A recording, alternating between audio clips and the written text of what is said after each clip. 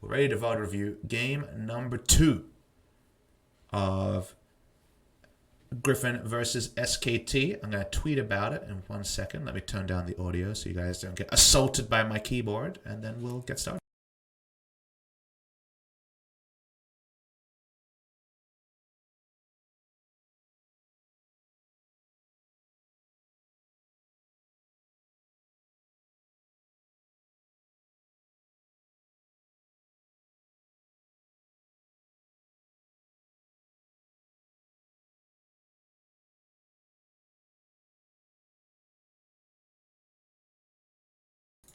Audio is back. We're ready for game number 2.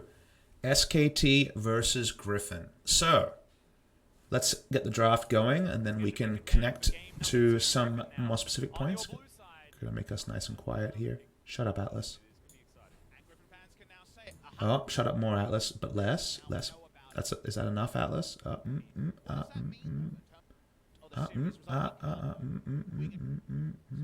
right. That's the most shutting up of Atlas we're going to get right now.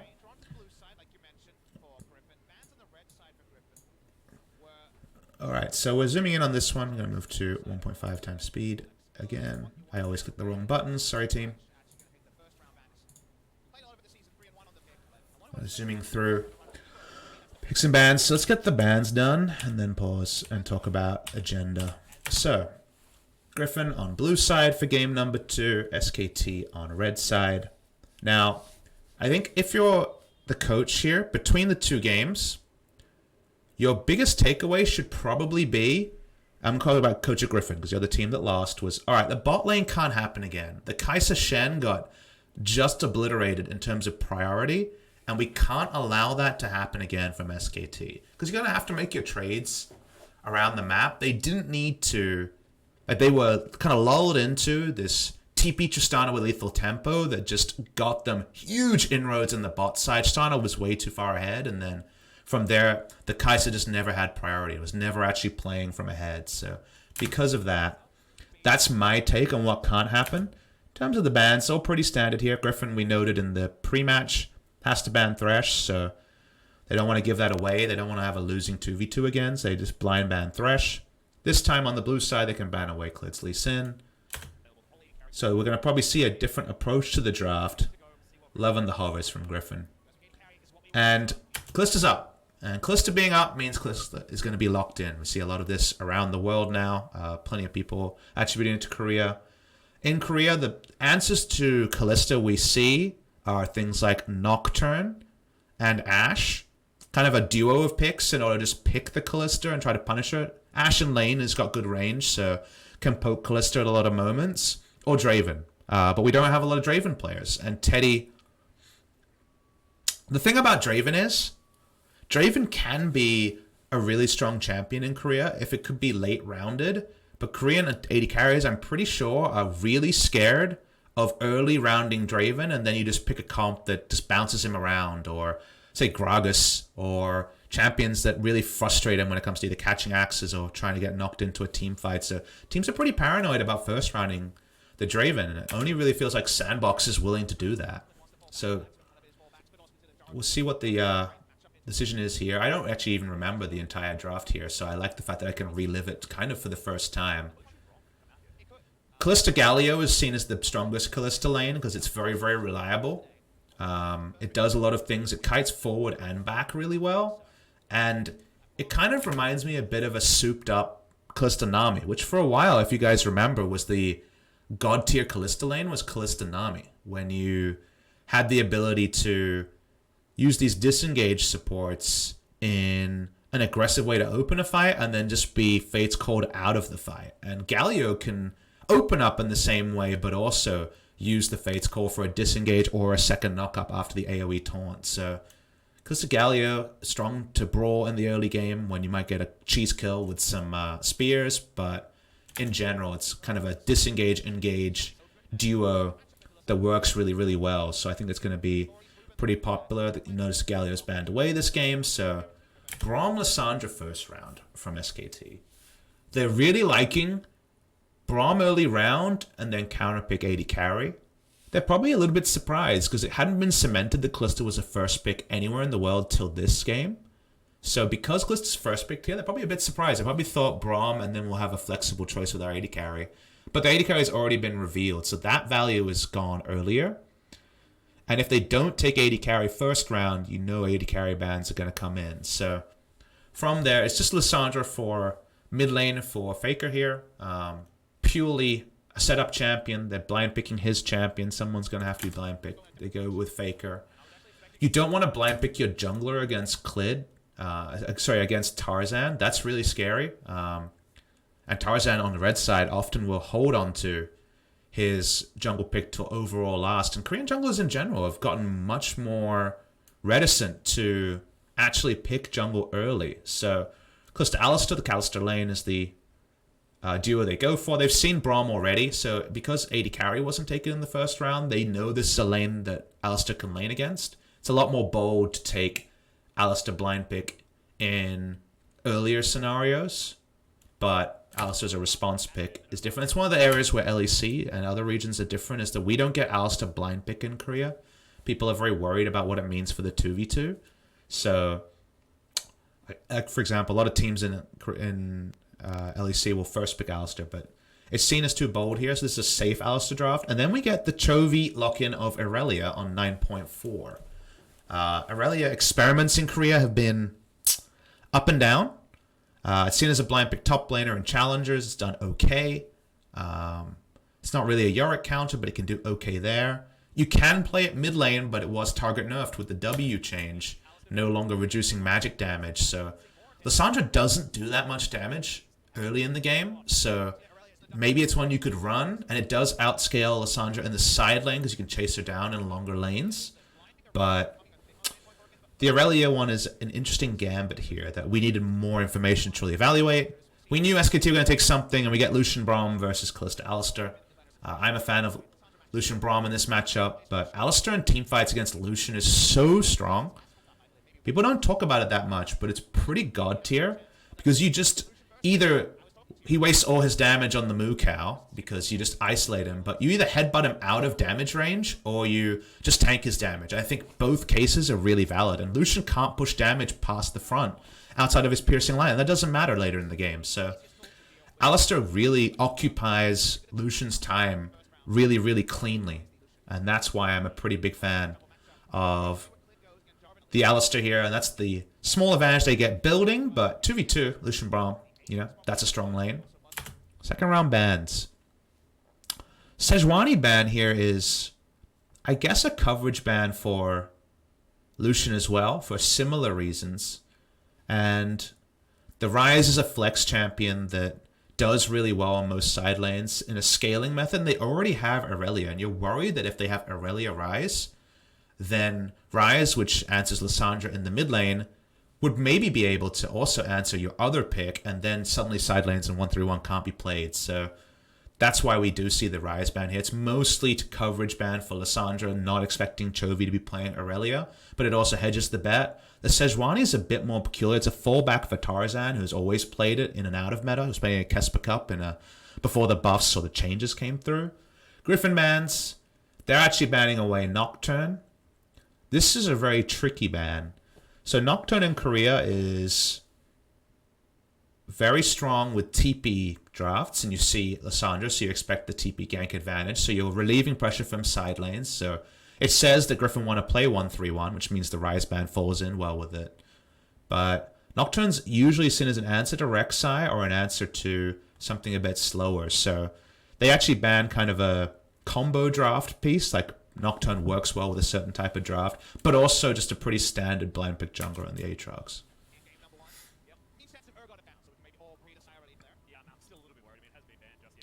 And with Nocturne gone, Rek'Sai goes up because Nocturne is seen as an answer to Rek'Sai. Korean junglers severely, or in a strong nature, think that you just farm as Nocturne, and then you're usually out of Tremor Sense range with your Paranoia. Your counter gank works really well, so Koreans see the big answer to Rek'Sai as Nocturne, so a Rek'Sai draft here would have made a lot of sense for sure. But they just go Jarvan. They end up with something more standard. It's been one of Clid's standbys in the LPL and in Korea. And it can hit the game early. And I think SKT already say, we have hard crowd control from level 1 around the Braum, level 2 with Lucian Braum and Lissandra. So Jarvan should have a lot of angles to get snowballs going, so that it never matters that Chovy will scale really well into a side lane, or Aurelia as a champion will scale very well into side lane. So this is kind of holding Griffin accountable. Tools that can use really well around the early game to stop the game going to an inevitable point. We get to this inevitable point, as I'm reminded, this is the game that Viper goes into the Urgot pick again for Sword. And the Elise comes in for Tarzan. Elise is really strong, but I was really worried about this pick because Elise, you look at the enemy team and you're like, already you see a lot of scenarios where she can't do much. It's an invader's advantage jungle matchup, so that's not the part I'm talking about. But Griffin, who have just had a game where they played pretty slow in the early game and SKT used their tempo to create a pretty lose-lose scenario, or win-win scenario, I guess, for SKT. And also just individual performances from Tarzan haven't been great on Elise. So I need to be convinced they could play a jungler that plays so well from ahead. You know, could run over solo queue, can run over pro play, but also can fall apart. Like, this seemed pretty risky from our Griffin side. And then Khan says, I'm playing Mariven. And things got really interesting here because definitely bot and top lane looked like they were going to be big points of power for SKT. Skirmish-wise, Riven, I think, has a lot of good item timings now against Urgot after the Urgot nerfs.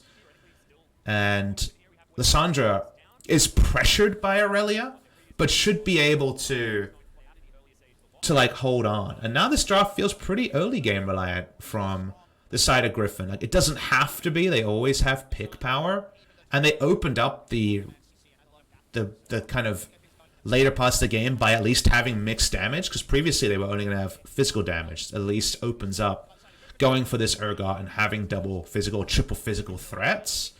And if you get ahead with an Elise camp, Aurelia or Urgot in a side lane is just monstrously strong. Beyond Death with so many different percentage health modifiers with the Elise is going to arm pretty reliably. But SKT have a really reliable, a really good answering draft that has a lot of strong lanes for both. There's a lot of strong lanes for both junglers to gank, and Riven can just take over a side lane. So SKT is a bit more 4-1, Griffin a bit more 1-3-1. But I know I was very scared about whether Griffin could play out this draft in game number 2. After the first game, after the fact that they've been a lot more of a slow and steady team. I looked at Griffin's draft and it could work for other teams, but Griffin making it work was going to be another thing to teach us. As I'm going to fast forward through a pause. Look at the magic of doing a VOD review. We can skip over pauses. I could have just found a VOD timer, but it's cool to see the science.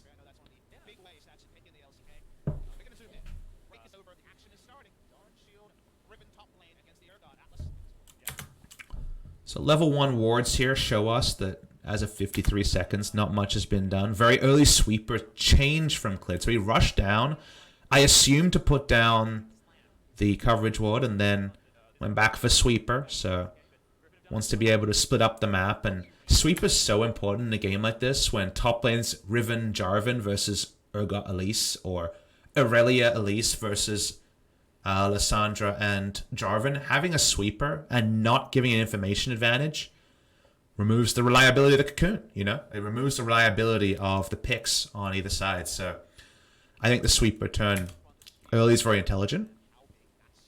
The first pick graphics here are so troll because OGN would always have lifetime stats and we just have season stats here. So might have to talk to Riot about that. I would prefer it to be kind of season and career win rates. But looks good on Khan, Clid, Faker, Teddy, and Mata, right? Undefeated draft in this particular game.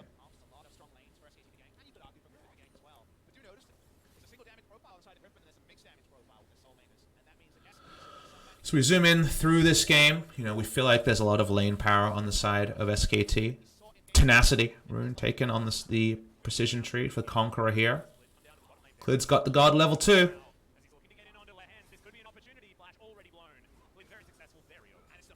Yeah, and this is, of course, the lead you have, and this is where the matchup between Elise Jarvan is very different to how it once was. Elise Jarvan in years previous, Elise often won out in the early game because level 3 was free. Both junglers would always have level 3 before we went going. And then from there, you would always just repel in and get that big gank off at the same time as Jarvan. But Jarvan's level 2 gank is insanely better than Elise's level 2 gank. And Elise actually has to power farm to 3 most of the time. So because of that, you get moments here. Whereas Jarvan, if you hit the lane, bot lane, after 2 camps, you're not going to be counter ganked because you're going to be counter ganked by a level 2 Elise. So it being a free level 2 meta and a much later level 3 meta means that Elise has lower scuttle impact, she has lower gank impact. She takes till 3.5, 4 minutes to get going, and that means that Jarvan comes in and blows flashes. So that's a jungle difference lead in this case. Flashes down on Lehens because Jarvan is stronger as a weapon pre 3 minutes. So let's get back into it. Yeah, and as I'm saying on the cast, now you're Lehens with no flash, and like you start as like headbutt, and then you get a pulverize, but you can't really headbutt pulverize threat because Braum passive is just your death. You don't have a way to get out, so really tricky here for any lane presence, bot lane for Griffin. Now that the Alistar is kind of an all-in bot, nothing more. He's like a Malphite ult with no other abilities available. And we're just kind of zooming on Clid. Clid decides a lot of what happens this game. In the early game, they have a lot of pressure around Clid's positioning, but otherwise the lane's like, you can farm out so safe as Chovy in this game, and we're seeing how Elise is going to empower Chovy. That's a fun thing to track, because we were talking about our suspicions of how Griffin plays around their drafts and their wins. So it's level 4, doing his thing. Tarzan didn't even try to take a scuttle this game. So Tarzan's doing the thing that in solo queue is always so risky, right? He's trying to play around the losing lane. He's lost the Alistar flash, and they're still settling on a turret dive here. Now, with scuttle topside and being able to see the vision of the plant on the top side, he knows Jarvan's topside, so he's not expecting a counter gank. He knows teleport is up on Khan and Faker, which is relevant, but during the early laning phase, you're not thinking there's actually going to be... You really don't want to teleport, right, because of those level crash points. It's a good ward coming in from Mata, and yet they still make this play. We'll watch it in 1.5 times speed.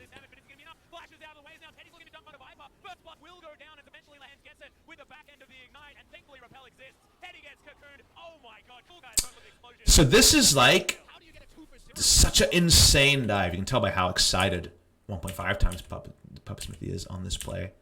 Let's go to the replay and see how it starts. When is the last time the junglers meet each other?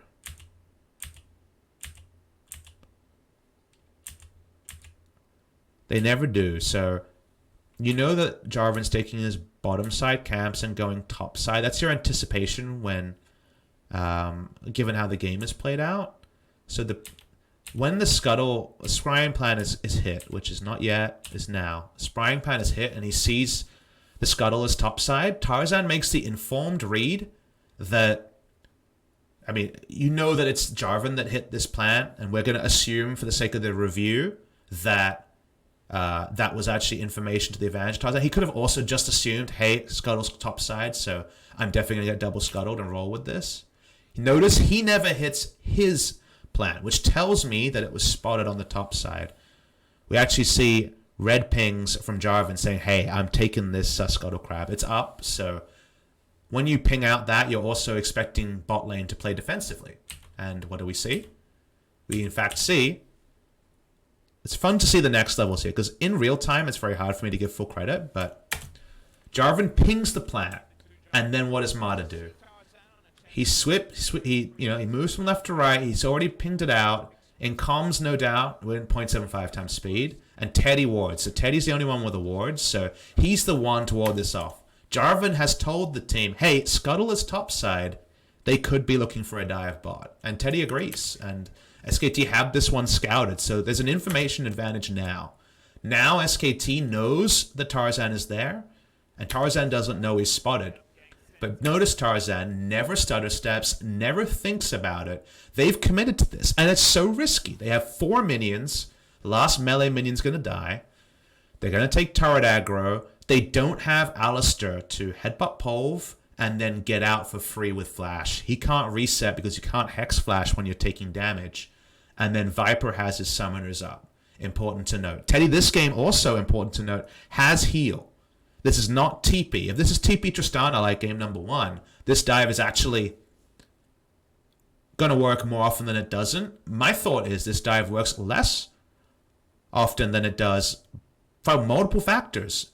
They were in a ward. It was to some degree anticipated. The combat summoners are mirrored. Yes, Repel is a cool spell when it comes to resetting turret aggro, but this is a very risky dive when Lehens doesn't have flash. I would say if Lehens has flash, you get 1 kill 70% of the time. You get 2 kills 40% of the time. But now, rolling in no flash on Lehens, I think you get 1 kill 50% of the time. You get 2 kills 20% of the time. This is a really hard dive. So we watch it here. They go all in on one target. And aggro is taken by Viper. He wouldn't have expected that, actually. So it's not like that was fully anticipated, but it doesn't really matter who takes initial aggro there. All of them can kind of deal with it. I guess Lehens is probably the person who wants to take it the least. It's hard to evaluate. If Lehens takes it initially, he headbutt poles, he E's, and then he just tanks turret. It's 2 less turret shots than he wants to because he doesn't have flash, but it's not like he has a lot of threat afterwards. But still, we watch the play. Lehens takes the secondary aggro, so Viper only takes the first shot, and then from this play, they're able to come down. It's really well played on the side of Griffin. It's so hard to turret dive here and have no one in critical range, but they're actually all 1 turret shot safe. That is pretty even. That's pretty insane. And it's not like, let's focus on the other side of the dive. I'm Teddy Amada. I know he's coming, so I put down the ward. I'll go back further. So I know he's coming, I put down the ward. Braum has Unbreakable up and gets through quite a lot of initial damage. Mada goes to the furthest part under the turret as aggro is being split because you want to maximize turret hits. Then Tarzan re-aggros as the turret is getting to huge. And watch this turret shot. Let's count the health bars. Tarzan has 2, 3, 4, 5, 6, 7. We can actually see it on the screen. 745 health. Watch how much ramping damage this turret takes. He takes 300 damage. 324 damage from this shot. The next shot does ramping damage, right? The next shot actually might have killed them on this spot. Now, someone in chat's talking about, isn't their positioning poor? You can't anticipate everything, and they don't know for sure how assertive the dive is going to be. So he has to be in a position to be last-hitting minions. He can't just be completely showing where they are by being on the right side of the turret. Like, you have to be somewhere in the middle. I think the turret positioning is pretty good. But 324 health means the next shot might have killed him. But Tarzan takes 1 shot only as they re-enter to the fight. Notice the summoner usage here as well, by the way. Viper doesn't flash, and Tarzan doesn't flash. They blow through 3 summoners of SKT who actually had vision of them there. And they only use heal ignite. That is outrageous. This is where Griffin make a next level early game play. And this is finally awesome to see. So like, holy crap. All right. These are the sort of plays you need to make against teams that fight fast and loose. I'm thinking of G2. I'm thinking of Fun Plus Phoenix and IG, and TOP also opt into that most of the time. You need to be able to make clean dives like this, and you can definitely focus on what they had, which is Elise, who obviously can negate 400 damage turret shot, but otherwise, the deck was not as stacked on their side, and the vision was there, so this is a really, really good play. Execution-wise from Griffin, something they couldn't make in the first game, and from a mindset perspective of actually do something in the early game, after being dictated to in game number 1, and the execution, this is really beautiful. So that gets them advantage that Clid for sure is frustrated about. Clid's like, guys, you knew it was possible, but you kind of have to watch it back in slow motion, see how beautiful it is to be like, oh, okay, actually, like, could you have played this 10% better? Maybe. Is it realistic for you to have done that? No. And did the enemy play it awesomely? Yes. So that was That was pretty big. So that was a pretty awesome dive, I'm going to say. Understand different viewpoints on that.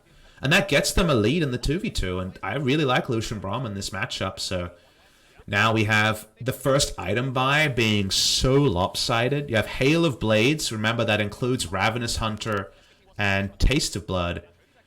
Now you can't actually take very strong trades as Teddy, and I want to mention this. Hail of Blades is really strong because on your primary tree you can take Taste of Blood, Ravenous Hunter. Sometimes you don't take the Taste of Blood, but you always take Ravenous Hunter.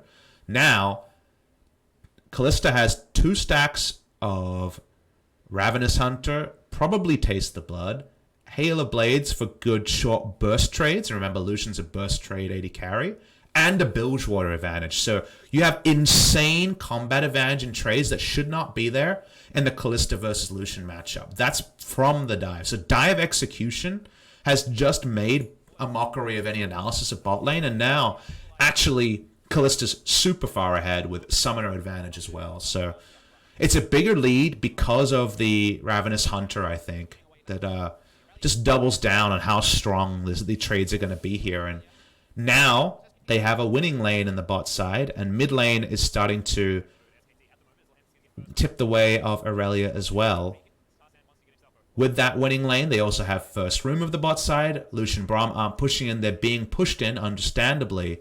So they're getting river control from that turret dive. So the turret dive has won the trades and also got them quite a lot of river control that Jarvan has to address. Jarvan can't play around topside as much as he might want to here. And as a counterpoint to our analysis on Tarzan's pathing, Clid has recently been setting up around bot side and getting carry matchups for Khan ahead. Khan has been able to get good leads because he's getting good setups, but we're also seeing Clid play around that lane. So given that duality, Jarvan's time is now being invested way more bot side than he wants to. You don't draft Lucian Braum and then demand lane control unless you're drafting a tank topside. If you go Maokai topside, yep, we're turret diving with Lucian Braum. Jarvan's just setting up a camp, but when you're going Riven in this game, it's showing that you want Lucian Braum to be self-sustainable and have your jungler play elsewhere, and that's already gone. And now we're getting turret blades in the Lucian Braum lane. So just dunking on the strong lane, but it wasn't a strong lane on paper. The gank has turned a flashless Alistar in a tricky matchup into a winning lane. So that's why early ganks are the things you can't see coming as a caster, but the effectiveness, very, very impressive. And now as Jarvan, you're kind of licking your wounds a bit. You got level 6, but it's going to be Cinderhulk Jarvan, the LPL special. We see a lot of that there. Cinderhulk Jarvan's the right choice to take in this game. Otherwise, you just get monstered by Fear Beyond Death, or by Aurelia just opens up to you on a skirmish. If Lissandra, for example, ease away, you can just be all in. So I think Jarvan going the tankier build is correct. But now it's harder for you to influence the Riven lane. Now Riven kind of has to be self-sustainable. You want to go mid lane, I would assume, on this build, because the W no longer negates damage from the Chovy's W. So because of that, you're kind of in counter gank roam, and if you're making a proactive gank, you're scared of bot lane now. You're definitely going mid lane for proactive ganks. That wasn't a visual bug. That was actually a real thing that happened. Who would have expected? So here's the next play. Let's watch this one in slow motion, because some people gave me feedback that I was too harsh on the Cocoon here. So let's watch the Cocoon here, because Cocoon misses, and we'll never see a Cocoon miss compared to the one that hits later. It's going to be an important thing. Let's see how much respect we give. Khan walks in. As Sword, you should expect that he has all his abilities up. For context, he's actually gone 2 points in W. I know that Emax second used to be a thing. I haven't really kept up on my Riven skill orders. But maybe it's just to take an all-in trade. Maybe this is because you're expecting jungle attention, or maybe this is just the new standard to fully abuse items. We know he doesn't go Spear of Shojin, so I don't know. Spear of Shojin has changed the maxes on Riven, but it used to be QE. So 2 points W. You could also just go Emax afterwards, or match points, so it's not that big. More important thing, Sword will assume that everything is up. He won't assume that, say, Q is on cooldown. Q1 is used, Q2 is used, Q3 is used. Now, he doesn't have much cooldown reduction, so notice it is 7 seconds. And I actually see and Zigger in the chat, it's the one shot the caster creeps. That's good to know. So maybe that's the second point and W there. Could be a break point that I wasn't aware of. So let's assume it's standard. But this is an 8-second window for an all-in play to work where Q is not there to dodge a flag drag, for example. So the only things available are E and Flash on the Riven. Sword will use this window. W and E were both used for the end of this wave clear, actually. Now, I actually need to go back again, so sorry about this. So I didn't see why E was used. Let's watch. Alright, so W is used for wave clear, and E is used backwards to predict an aggressive trade. So let's watch how Sword is playing this lane. Is this just a standard, there's nothing good for me further down the lane? Or is this, I saw something coming? I'm watching how Sword is playing this. Sword has not telegraphed anything. So this is actually just a standard buffering of E back because there's nothing good to take further and you don't want to tank any Q or auto attack trades. So let's see how much you actually get moved. I assume because of the E, this is a bit different.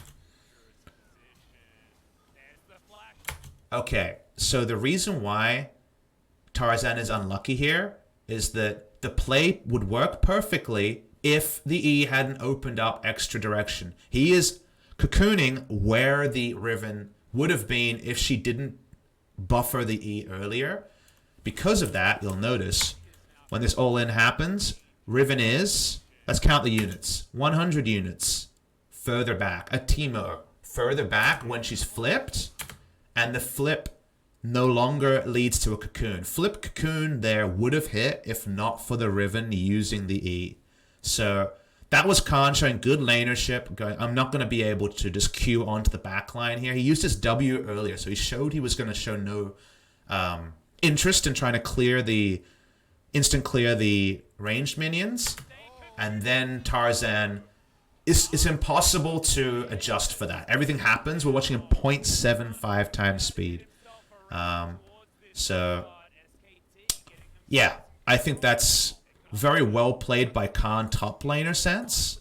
And it's unfair to criticize the cocoon missing apart from being able to say it missed. Now, also, in real time, as you can tell, it's not the only mistake that casters or I will make in this series. That's because there's a lot of things I'm juggling at the same time. I have stats in front of me. I'm watching the minimap.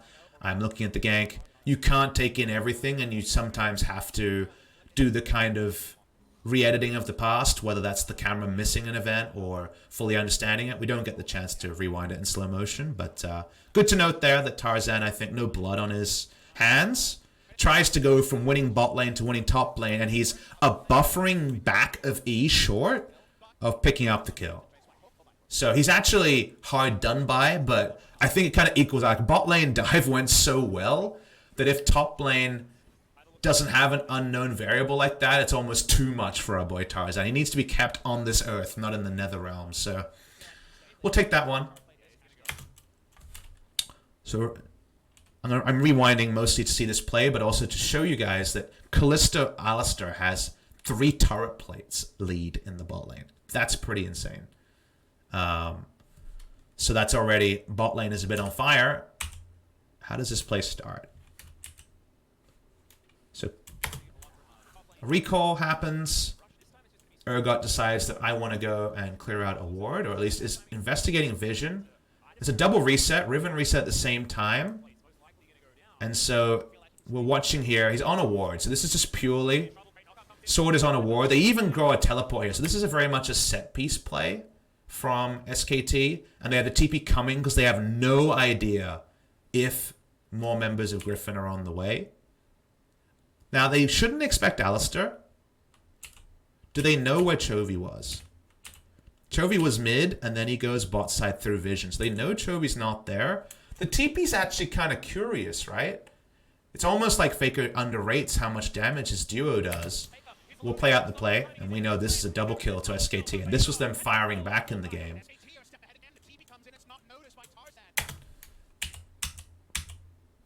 So, let's talk about this play slower.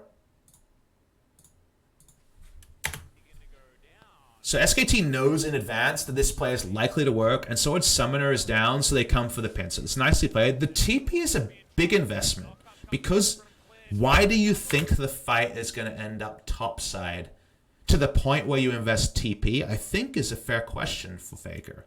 But he decides to commit on it, and that's fine. He's backing up his team, so that's not a bad thing.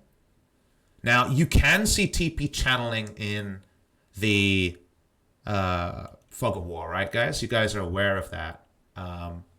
And this is to guarantee that he gets there first, as a point raised in chat. But you saw that Chovy was bot side when you started this play, and actually Faker could have matched. And this much speed to get there, I think it's fine, but it's not actually the major point here, so we can skip over it.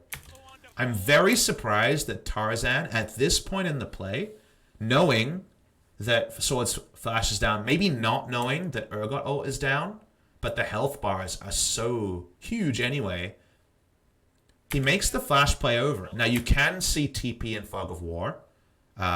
It's possible he didn't, and it's hard to fully blame that because you're responding to the enemy's aggression. But he also chooses to flash in for this all-in play as stopwatch is being used. It's very unlikely that you turn this one around. The call from the side of Griffin is, let's blow up one, Fear Beyond Death arms, maybe we can chase the second, or at worst get a 1-for-1. He clearly didn't fully know Faker was teleporting. Now, he might, if he knew Faker was teleporting, it's just straight up a bad play. I think in that context, it's still questionable, but, you know, like, it's one of those little microcosms in scenarios like that that are very hard to fully appreciate. I think it's wrong to go in there. I don't mind going in there, but it's one of those things, right? It has pretty big ramifications. Gonna watch the replay one more time. We'll keep it in 1.5 times speed. Does Clid not dodge the E?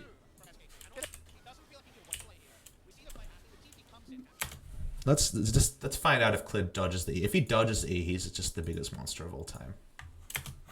Watch for the E cocoon, and when it comes over, that's when the visual's out there. Alright, Clid. Alright. We have to always play Occam's Razor when we're doing this detecting. Do we give him credit? I think we have to give him credit, chat. What do we reckon, chat? Let's watch the timings. I'll give you guys the benefit of the doubt. I'll let chat decide. He's hitting. He's hitting. He's only hitting. He's only hitting. He's chasing. He moves at that point. Now, if you're attack moving and someone goes golden, I don't think you juke that way because you wouldn't have been attack moving towards the ward. But you might have been attack moving towards the ward. There's like I would say there's 75% chance he's juking, 25% he attack moves and gets the ward. And that already lets you know that this is an unbelievable next level more often than it isn't. Like, I think he just dodged it there. Like, let's give him the credit. That's pretty badass move, right? Like, watch this again. Appreciate that it's in... Let's do it in 1 time speed. Normal speed. Think about how long he has to make this play. This is normal speed.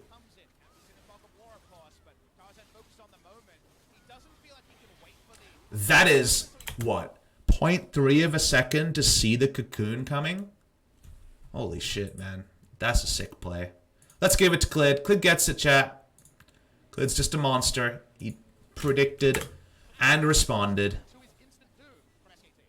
Sometimes I can't even tell when my mom changes her hair color, and these guys can see pink particles over the wall and respond to them. Damn. What a monster.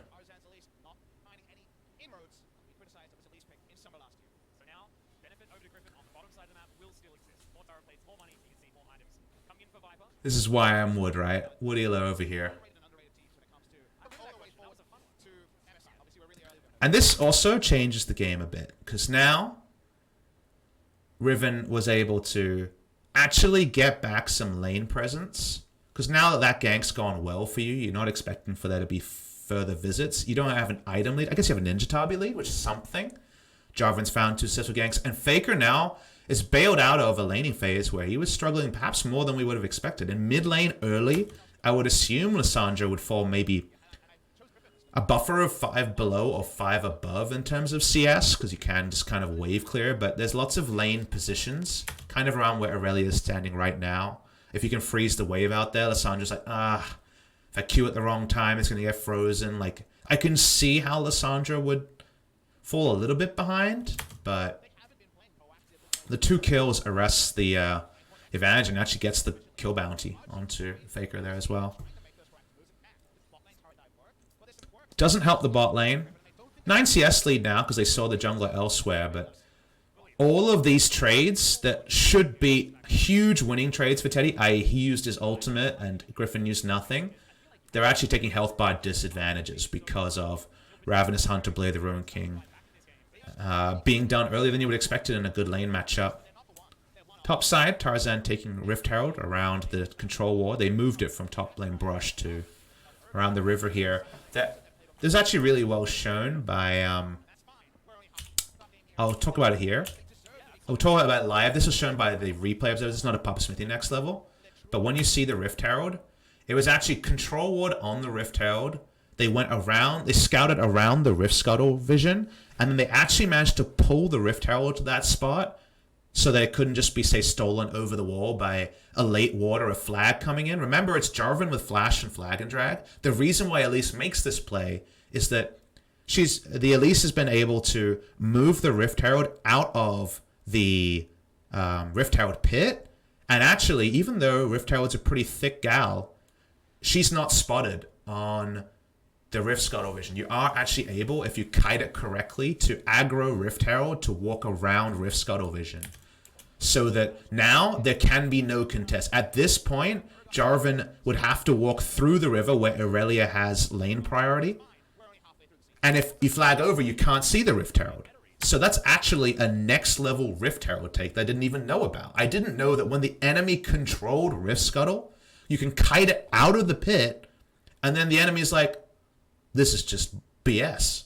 It's BS that you can actually kite that. And remember, it plays on the fact that Shelly has really long leash range. Like, you can actually do this slowly, get her to path towards you because you're attacking her, and you're not worried about the instant patience reset that you see from a red buff or something like that. So that's a really next level scuttle.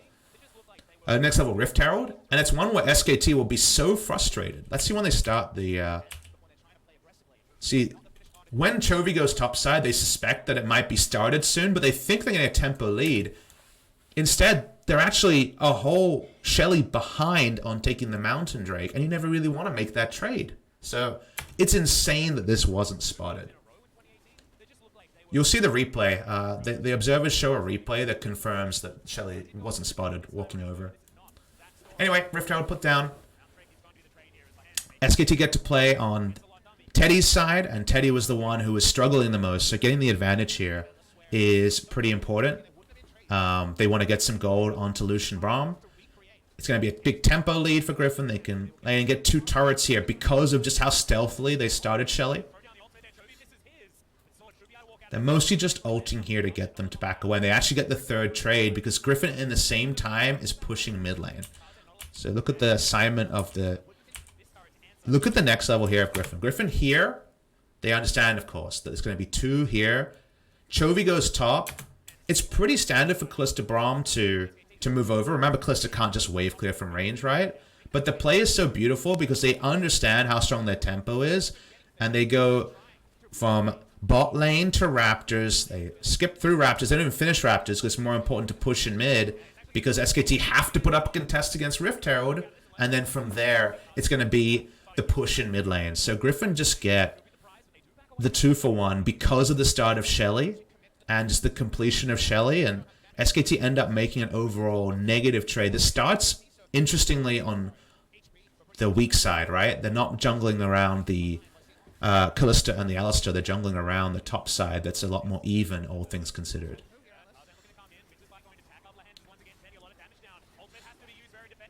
Lehends kind of just walks up here. This is a bit strange. Lehends is covering and then just kind of walks up, I guess, to threaten something, but Kalista's nowhere near, and Tarzan's not going to all-in someone, so kind of just throws his health bar for no reason when they're not actually helping their map state here. It's a bit of a solo mistake from Lehends. He's usually fantastic on these roams.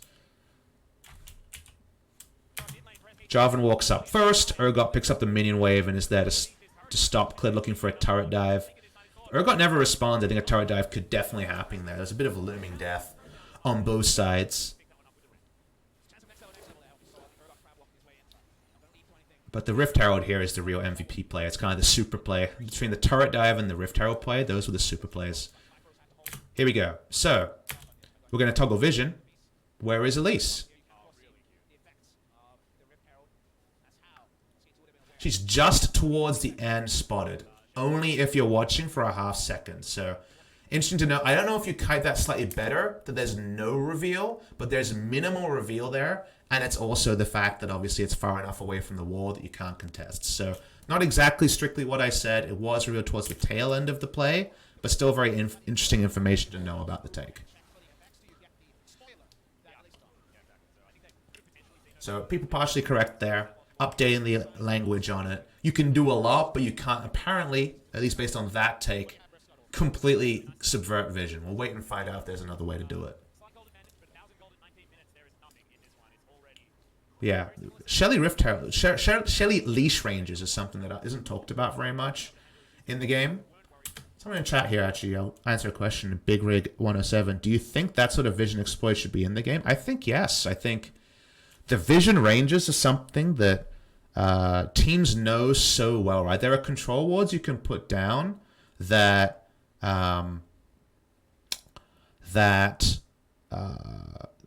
you know, you put control ward down too shallow in a brush and it doesn't show the whole brush because it's predictable. You will see this much vision. Yes, there's some bugged vision. I think the bugged vision shouldn't be there. So when I'm talking about you put the ward, it looks like it's in the brush, but it's not that. That should be there correctly. There's a reason why this is not an exploit, as you put it, is that it's actually everything working as intended. The Rift Scuttle vision doesn't show on the minimap. You have to be closely watching it to see it, so there's a chance they never saw it there. And that would make more sense with the tempo being so slow from SKT, because if you saw it then, you would have moved maybe a second, 2 seconds earlier. And every other piece of vision is predictable. It always works the way it says it does, outside of some really weird interactions. So I think it's stuff that's in the game that everyone's played thousands of scrims around, that people can theorycraft around. I think it's something now that everyone knows. And just like the past, you think about Barons a year ago or 2 years ago, where every single Baron was thwarted by the ward just towards the left of the Baron pit. You know, if you're looking at the Baron right now on the minimap here, towards the left of the control ward, you know, the one just around the entrance that spots people coming in but isn't spotted by standard control wards, then people from there next leveled it by control warding into the river. So I think everyone knows how the game plays, and I think it's wrong to think of it as an exploit, even if when you zoom in on it, it looks really cheesy. Now that information is out there, you can't do it a second time. So given all of that, I think it's absolutely fine to approach it that way. And like some people in chat are saying, now everyone's thinking about that. You're remembering, wait, Shelly has a long leash range, and you can get around quite easily there. And maybe the response is you have to ward the river in different spots against that, right? Maybe now keeping your control ward, where you see Khan's control ward on the top side, becomes more important. Maybe warding towards the honey fruit spawn becomes important to spot that scuttle take. There's always next levels on the next level available. So I have no qualms at all with how any of that played out. Thank you to the people interacting here. So we push forward. Griffin, it's important to remember that SKT have kind of had a peanut butter sandwich and eaten it, and then Griffin have surprised two ways. What I mean is, like, SKT have been more cookie cutter in their plays. Like, you look at their plays and they're the plays anyone would make, but the bot lane dive being as clean as it was, and also the Rift Herald take, are two things that are pretty easy to VOD review because everyone who watches every pro team will learn something, and also pretty easy to call out. Like, this is definitely where, as the coaching staff, you say, if this happened, be aware of it, and that's possible, be aware of it. But Griffin have been like just a little bit another level on two of their plays, and they've needed to be because they've turned a losing lane into a winning lane, an item lead in the damn Kalista versus Lucian matchup, and they were able to get such a big tempo advantage. So it's cool to see Griffin doing creative early game things that get them leads rather than just waiting their turn like they tried to in game number 1, like they've been guilty of, in my opinion, too often. Then we see this moment. Faker will feel this one in the future. Let's see how this play started. Faker is clearing minions and trends downwards. Tarzan just walks into the brush and predicts Faker's movement. Not a next level, just ultra clean. And it almost ends up being a double kill here, right? Khan just ends up unlucky. The only criticism of Faker is that he's pathing very predictably.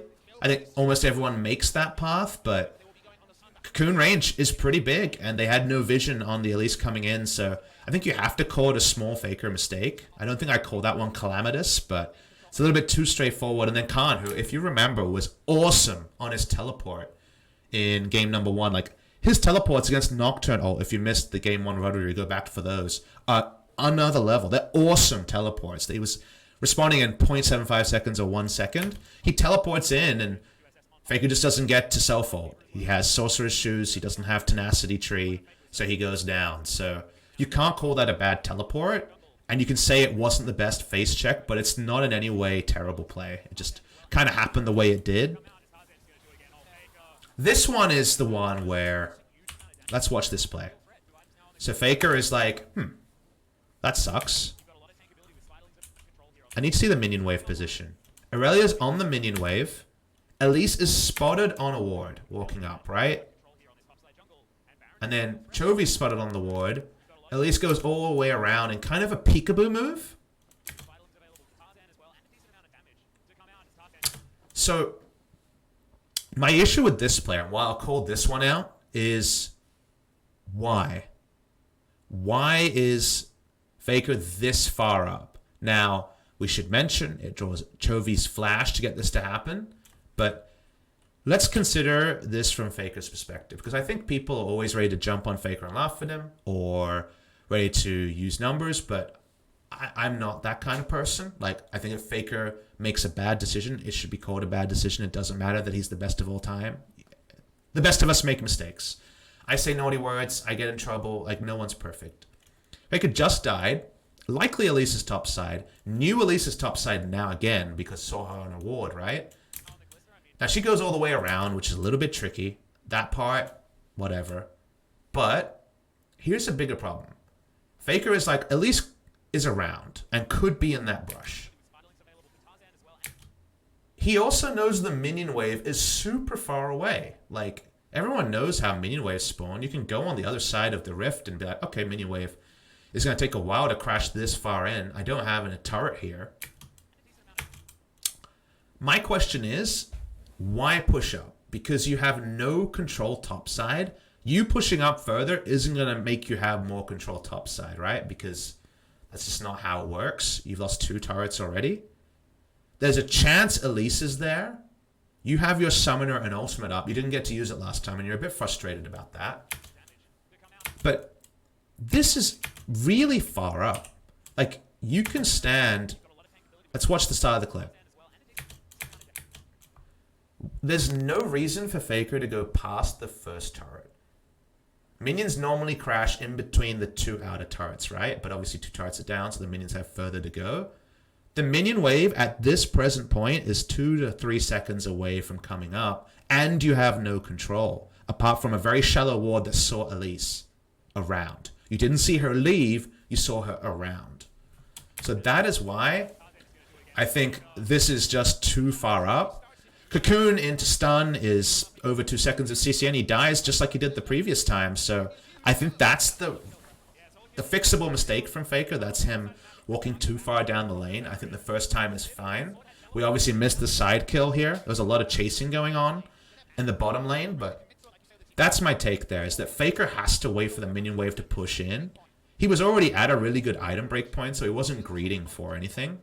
I think it's just uncharacteristic. He's usually very good at playing around side lanes, but I think a top laner holds back there, and it's the mid laner kind of change in ideology that happens. I think you have to happy feed, and he didn't. So we're going to watch the replay play out. We'll do it in 1.5 times speed again. Gets burst down. The CC bar never stops overlapping there. They saw the Elise previously on the ward. This play goes around, and they get the kill here. So it's one of those things where I think that's a fixable mistake, but this is a nice play from Khan, knowing how strong he is.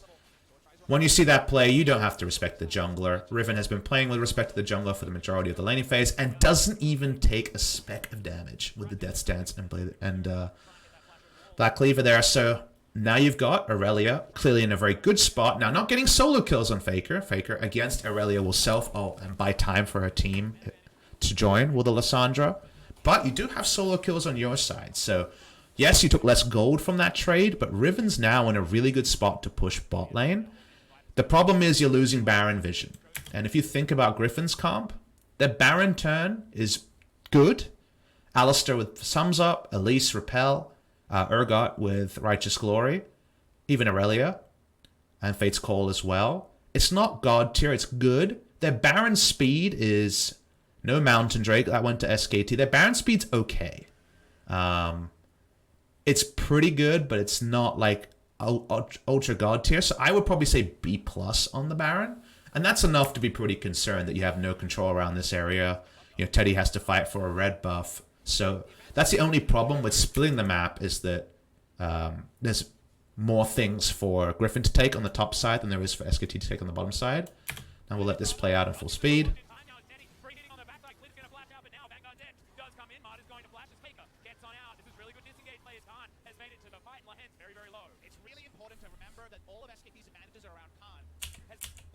So let's talk about this play. So Faker roams up first. I should say Faker, it's Khan actually. Khan roams up first. Oops. Full screen. So SKT fight for red here, which is fine because you can kite it down. That part I think is fine. You know, you never... Obviously, it's some degree of risk, but I think giving up your red buff here is wrong, even though Faker died twice. And remember, Faker still has his flash and ult, right? So... because he still didn't get to use it, yes, he died twice, but he's combat ready to go here. Griffin can test some wards. Khan is always going to get there first at this point. Even through TP, depending on what route he takes a bit of a longer route, but it's going to be about 50-50. Let's see how that fight actually starts. Clid goes up really far. What have they seen before this? They've seen Viper and Lahan's kite down. Chovy and Tarzan aren't going to be two-manning Baron. I don't think Chovy's spotted on that vision just yet. And it's another cocoon from Tarzan. They just turn on to Clid. I would argue Clid didn't need to be there, but you kind of understand why he was there. But the problem is then you just end up in a straight line where Vanguard's edge can be oh so powerful. Nobody dies here, but a lot was actually taken away. And the only thing they got was that Khan could play this side lane a bit better. So I would argue Clid shouldn't have walked up, but I think otherwise it's fine. It's definitely not anything to zoom in on too much. Khan gets to go back bot lane. And remember, chat, he's going back bot lane now with TP advantage. And that's really big, because he's winning the 1v1, and he can TP. And Riven TP advantage actually pretty decent. Talk about the Metal Gear Solid moment here. So Khan, he doesn't enter lane. It's important to note something here, though. I want to talk about this first before we get into the actual play, because this is an awesome fight that we're going to replay. Khan is being watched to leave. And then watch the timer here. It's 26:18, and that's the last time saw him for a while. Now, let's wait for the moment Alistair walks by. Alright? Now, Griffin knows something's up. How do they know that? Well, if you look at the minimap, the minion wave was met in the bot side, and Khan has his TP coming up before too long. You would expect him to have hit the minion wave now with the way he was pathing down, and he hasn't hit the minion wave, and you wouldn't necessarily anticipate a full reset. So while they don't know for sure Khan's behind enemy lines, the fact that Khan hasn't hit the minion wave since 2618 when it's now 2645 is pretty scary. The second teleport comes in.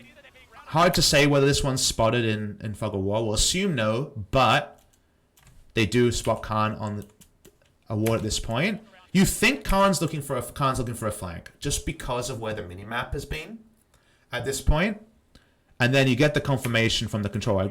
Here's the call from Griffin. They go, okay, I don't know why Riven hasn't hit the side lane, because she doesn't want to go for a straight line engage. She doesn't want to fight face on. She's going to look for a flank of some sort. So I don't think she's in front of us, says Griffin. I think that's the right call, regardless. I think Riven is on a flank of some sort. I don't see Lissandra. She has teleport up. So Griffin at this point call down, I'm going to control ward behind us to get the confirmation and engage in front of us. There can only be 3 members. The chances of there being more than Clid, Teddy, and Marta in front of them, I would say is less than 20%. So that's why Griffin go for the dot the I and cross the T play. Lehen says, I'm going to put down a control ward, and they fight in front of them. It opens with a Clid ult, but they're able to make a pretty informed heads-up call here that it's going to be a very linear fight. And they're very smart about how they set it up. That being said, there's a lot of damage on the flanks. Khan doesn't die.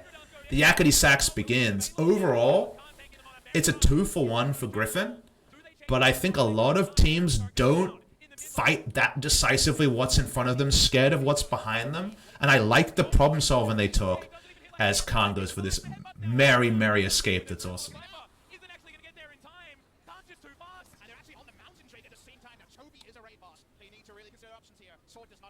And we play this through. So SKT still get the Mountain Drake, but a lot was invested to make that play happen. They invested a lot. Khan's time, remember he wasn't getting advantage. Now the minion wave will need to be picked up on the bot side. All of Faker's summoners, they get a summoner Atrocity in exchange. Although Chovy didn't have to use any summoners in the last fight, and he's the only carry in this game who has both summoners up. But I think Griffin, they've always praised for this wordless calling, right? And I think that's to some degree overblown. Like, they definitely do talk, but the call is clearly made. Fight the people in front of you. And sometimes that's a dumb call. And sometimes that's a really smart call. And I think given the information they had, the likelihood at this point, just fight what's in front of you is the right call. Like, we're assuming they don't see the... If they see the teleport, then it's pretty clear. I collapse on 3 members. But at this point, they know Khan's coming. At this point, they see the claw, so they know that Faker's coming. And their initial read that we're assuming again was correct. And Griffin are just focusing on what's in front of them. They're saying, blow up 1 member. And remember, that's a more valid strategy when you have Urgot. This is not going to be a pick. We're going to see a lot. I think Urgot is largely out of the meta, but can be played. If you have Urgot, 1 kill equals Team 5 victory more often than not because Fear Beyond Death. And that's the call there. Fear Beyond Death hits a Riven. You assume you've won the fight because you've killed someone else and Riven's stunned, and obviously Riven's value is in Death's Dance and in shields and in using her abilities reliably. She gets the escape from here, does the Riven. It's a nice escape, but I want to call out that Griffin had a really solid teamfight call there that ended up subverting a play from SKT that I think works against at least 7 other LCK teams. TP advantage here for Khan. Not able to get any wards around it, but you just pulled off the epic Yakety Sax. Control ward spot there was actually predicted by Urgot and able to clear it out as well. And now if you think about 5v5, Riven's entry to the 5v5 is conditional. Meanwhile, Griffin's is a bit more clear unless Riven can force a 5v4. So you can't allow yourself to be in a spot where there's a deep TP ward. There are no deep TP wards. I don't know when the last sweep was. There's a deep TP ward there. I assume it times out. Okay, the ward times out. So they don't have a TP threaten ward for the Baron. They don't have Riven control either. It's quite hard to wield this Riven in a way that ends the game. That's why you see Riven just kind of moving towards grouping and then backing off. Riven for sure saying, hey, I don't have any TP wards. Control ward spot. We'll talk about who that's placed. It's a very good control ward from the Elise because it removes a lot of the dual threat TP locations where you can get to fights that occur around the banana brush but also around the Baron. And SKT just look for a pick top side. They just want to kill Chovy, but Chovy has his summoners up. We noted that he was the only carry who kept summoners through all of this, so he takes forever to die. Chovy is so strong at this point, and while he eventually goes down, Khan getting there was real important. Let's watch the play here. So this is the one person who can overextend without vision, is Chovy. So that's why he is the person. He's got Sterix and he wants to push out the top side. And the reason why, if you're asking me, okay, why is he there? Is that SKT have recently established triangle of control wards around Baron.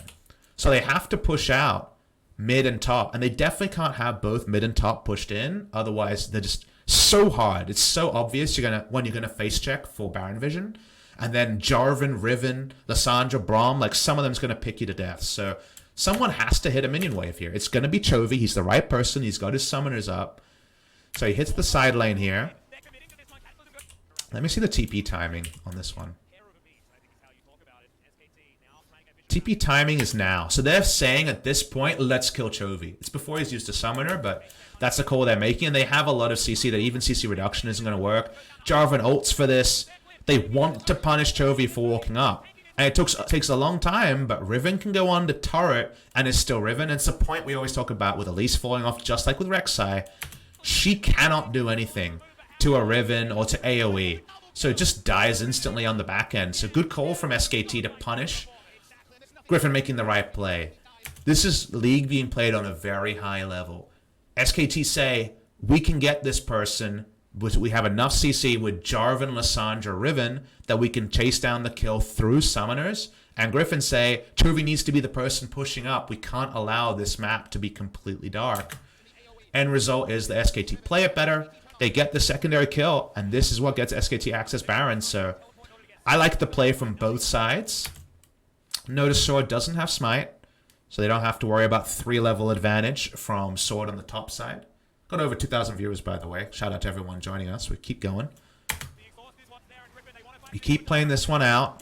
The turn happens. Remember, this turn is 3v5, and it will never not be 3v5. No one else can get there.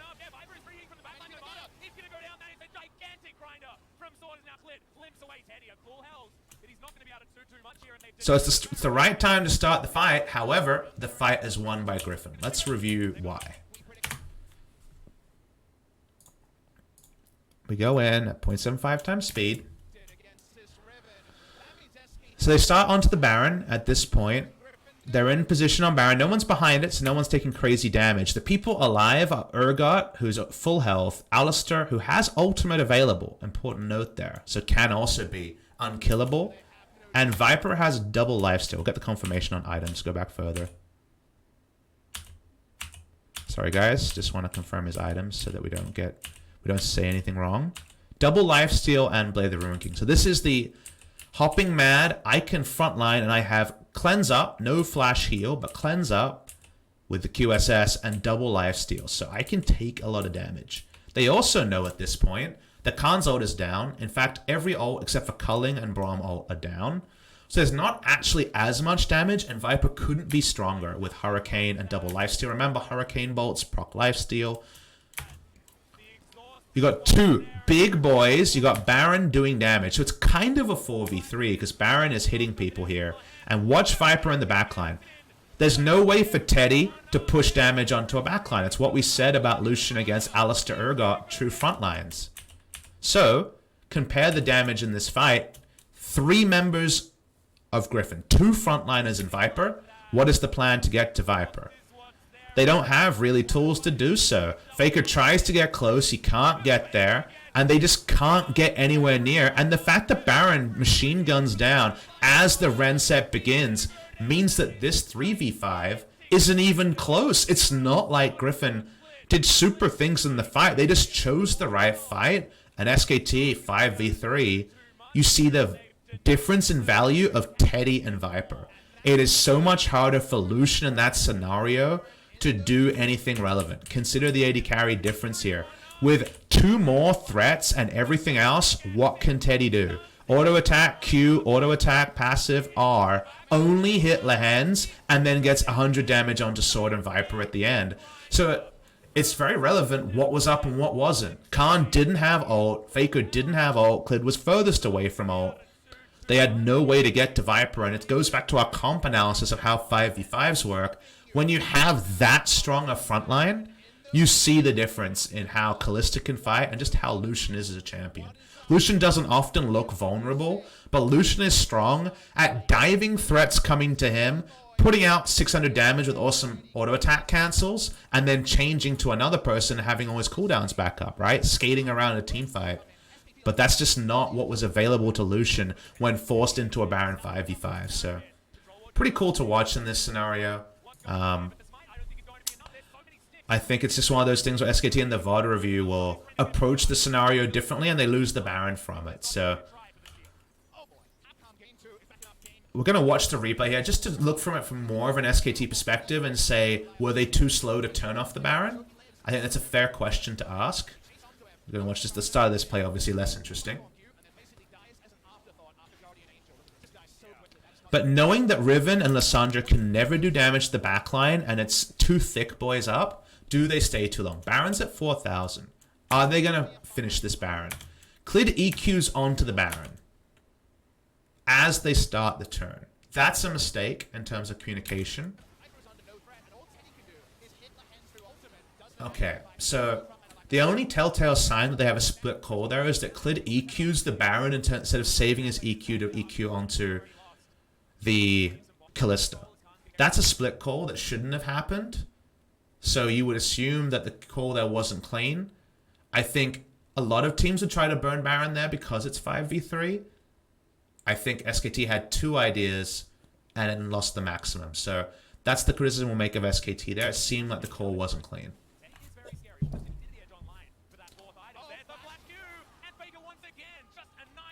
Hey. So, a lot happens in this play. We're going to go through it now as we're getting towards the tail end of this VOD. So,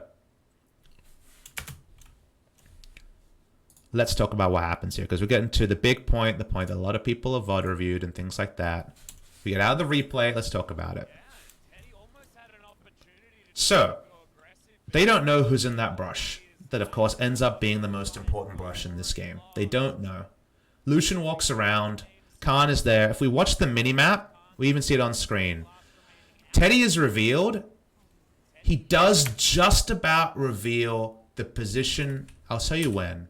So they don't know who's in the brush. They don't know where Faker is. They have no vision in the area. At this point, you get vision of the brush because Teddy's just in that brush. So they get vision of him entering.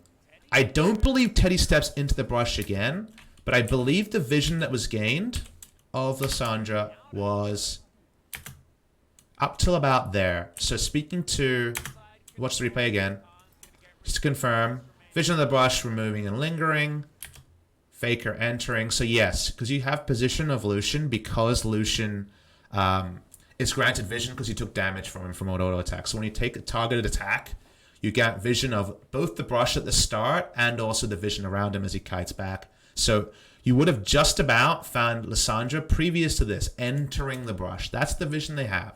Lissandra entered the brush. And I did have the chance to message Viper about it.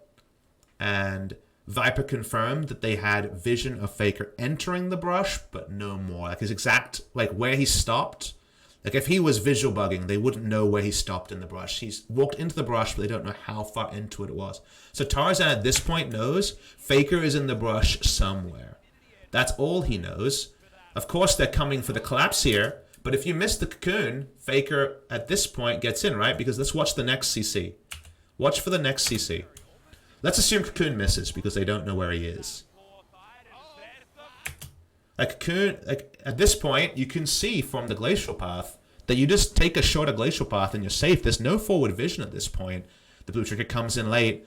If you don't hit the flash cocoon here, Faker gets out. If you hit the flash cocoon, you get the kill. And that's what happens. The third time Faker's died with his flash and ultimate up this game. One of the plays, the second one, that's the one where we're like, okay, he shouldn't have walked up too far. I think both these plays are so precise. Remember, cocoon width is actually really, really narrow. It doesn't have, it's not a thick projectile, just like EQ from Jarvan.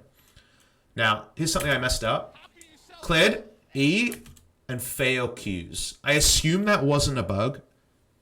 Because remember, EQ does sometimes not work. I think he just straight up misses. When I'm not, like, my mind is, like, boggled by what just happened with the flash cocoon, that I'm not looking topside. By the time I see the topside, I see the pulverize and Jarvan midair, and I assumed that he pulverized him out of EQ. It, in fact, is a fail EQ. But, yeah, we want to give it full information. We're doing the VOD review here.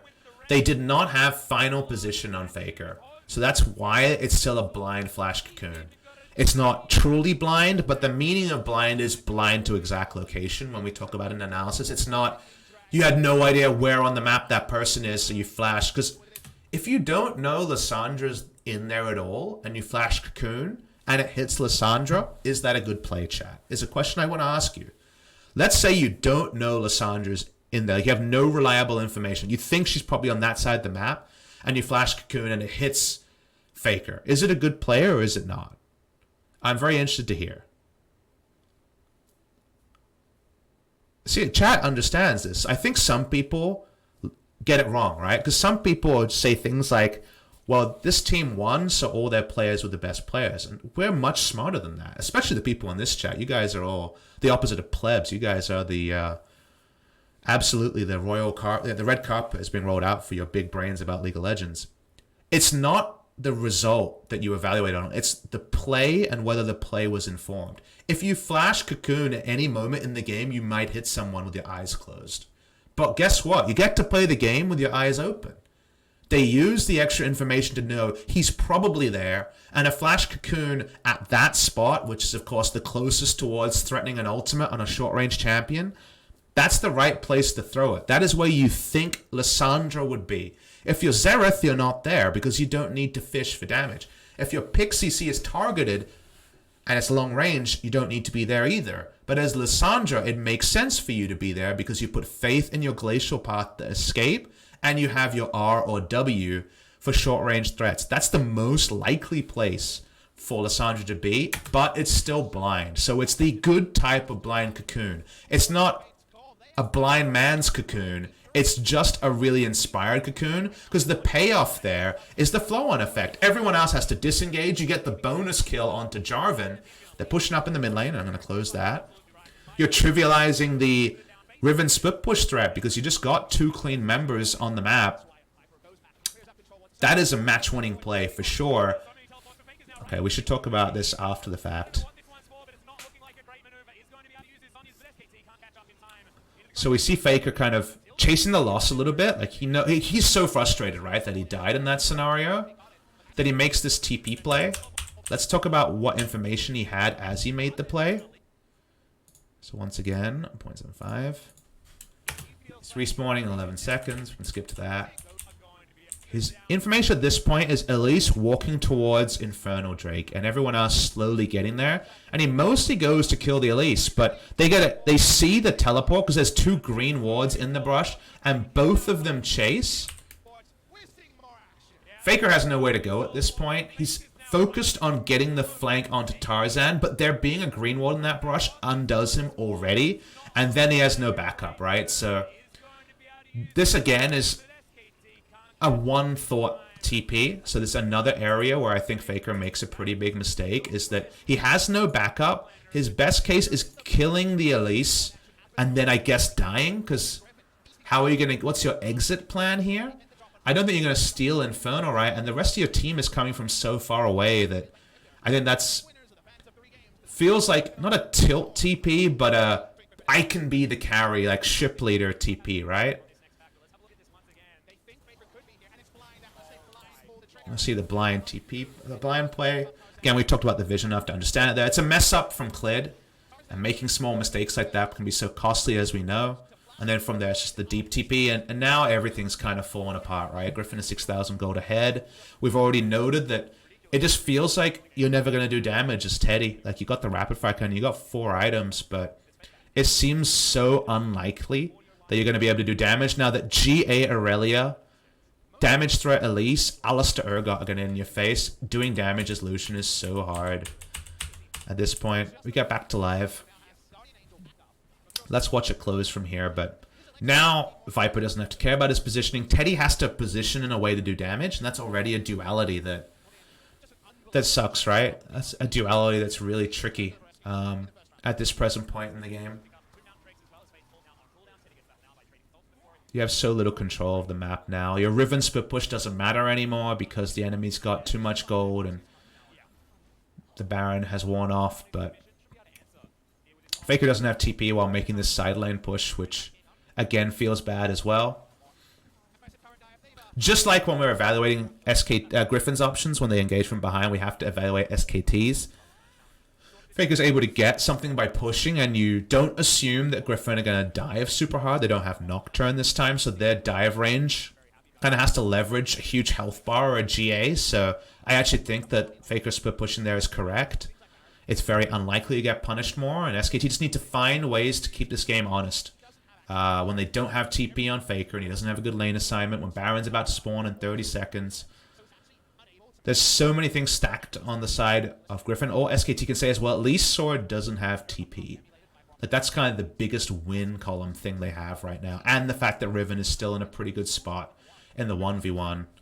But it's very easy when you have map control to abandon bot lane. That's why Sword is just playing through his things here.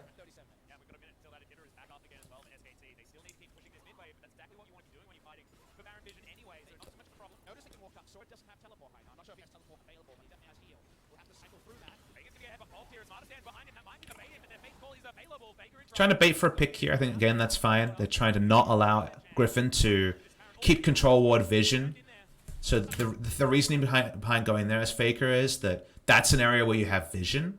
If you try to make that same play around the Baron, you don't have any vision there, and you can't fight for vision there. So that's the better terrain where you can fight, and Teddy, for example, will always get auto attacks in because there's control ward in the brush. So I think that's correct. So in a bad case, I like the attempt they made. But now Sword is here. Now kind of your approach here is so woeful. Teddy can't do any damage because of the lineup. Callista Rend is going to guarantee it. We already mentioned they don't have backline threats, so I don't think this is a super interesting team fight to VOD review. Riven can't get backline access because there's too many tanks. Lucian can't do damage to the backline. So SKT don't get aced instantly. I like Teddy being creative in the backline, trying to interrupt what he can, because he knows that with Baron buff, Griffin will finish this more often than not. Tarzan just goes for the interrupt here. And the Luden's proc, actually, sorry, the jungle item proc there, actually hits on and interrupts the back. So Griffin wins. So I think SKT played that last play pretty well. There was 2 plays from Faker, the play around the inner turret and also the play around the Infernal Drake, which I think deserves some criticism. I think those are the ones you VOD review as SKT. But I think my takeaway specifically on where this game was won and lost was that Griffin's draft was tricky to execute. Like, they should have had a really losing lane in the bot side, and they didn't. They actually were able to turn that into a winning lane from a dive. So the dive bot side, and in general, the Elise MVP here isn't just the blind cocoon that we've now confirmed was a mostly blind cocoon. To me, it's a lot about, damn, the cocoons that did hit, and the one that should have hit top side, but the E buffering from the shield stopped, were also pivotal in switching lanes. And it reminds me of those drafts where I don't like the lanes, the solo lanes, but they have a Kindred, or they have, in this case, an Elise. This was a jungler's game to win. Like, you have to be on top of the jungle matchup here to win this game, because the lanes where they were looking like they were naturally going to go, I think were actually very likely to go against Griffin. But double kill bot side, Ravenous Hunter and Bilge Water buy wins the 2v2.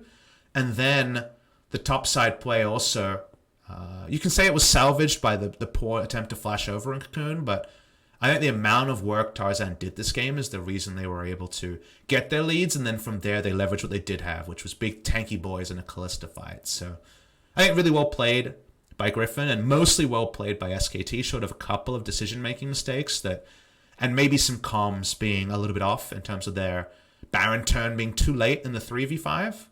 But you see where Griffin are slightly more like long stating. Like, yes, there's been more pro games played by SKT this season and more pro games played by their players. They're more veteran status, but the veteran status of the 5v5 is on the side of Griffin. The trust I think you see between all five and the communications there, it seemed like comms were better. And that's such a hard thing to evaluate. I always want to say that on a cast, but you can't know it, right? But when you really slow things down and think about how it could have played out, I think through the 0.75 times slowdown, you can see some VOD review points there where comm advantage for Griffin gave them a small lead. So definitely ended up being a long review, and we still got 2 more to go, guys. So we're definitely working through. I'm going to take a shorter break this time, just a bathroom break of 2 minutes. Read out any questions and donations. So feel free to, if you've donated during the games or if you want to donate now, that's fine. Either way, I'll take some questions and then we'll move on to game number 3. So that's the end of the game number 2 VOD review between Griffin and SKT 1-1. And so far, the series living up to the hype.